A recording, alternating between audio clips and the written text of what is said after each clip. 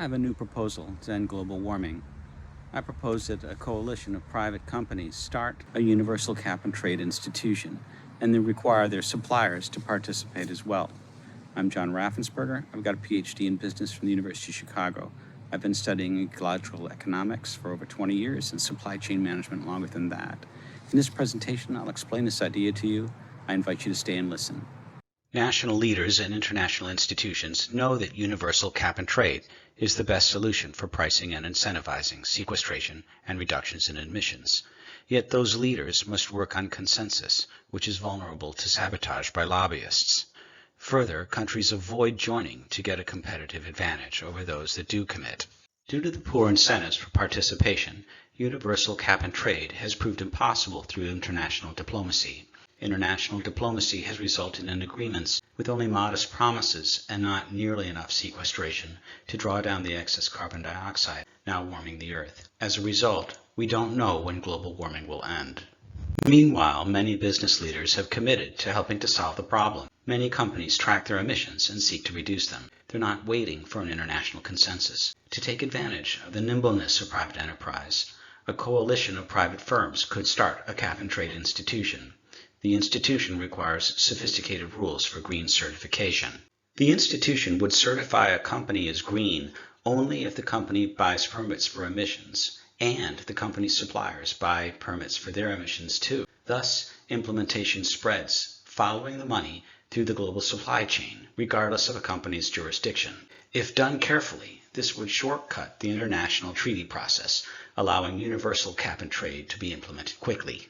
State and national governments can then set this green certification as a standard, expanding participation to unwilling firms. This would level the competitive playing field. Governments don't have to be in the business of taxing carbon, nor operating cap and trade institutions. The companies who join would get huge benefits. They get cheaper sustainability solutions. CEOs would be sure of a world-class market mechanism. They could credibly argue against expensive regulations from government. They would enjoy enormous goodwill from the public, and the new market would stand up forests and mangroves and beds of seaweed across the earth.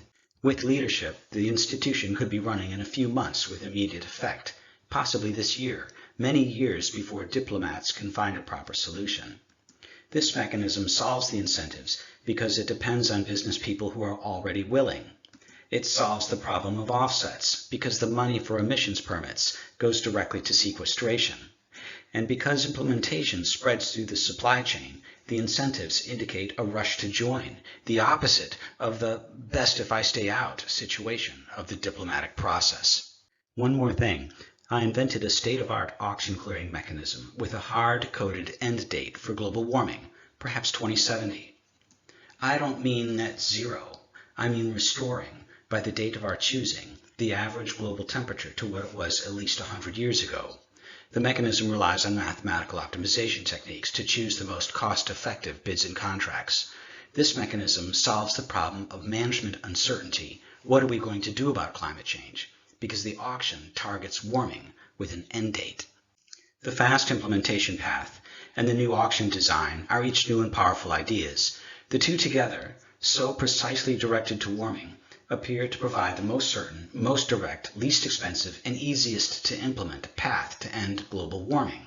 It does not rely on fantasy technology, government regulations, nor international diplomacy, but only cooperation between willing business leaders to stand up the institution. I have thought through a range of complications and features. The institution would have a cadre of scientists and uncompromising lawyers to set uniform standards for sequestration contracts, and a whistleblower mechanism to incentivize truth-telling. This approach still has some problems to sort out, but they seem surmountable compared to getting a disciplined international treaty. So this is a call to responsible CEOs for action.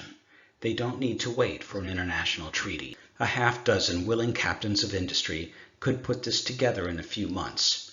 It would have an immediate effect, and participation would probably spread quickly through the global supply chains. Are you a business executive who wants to help end global warming?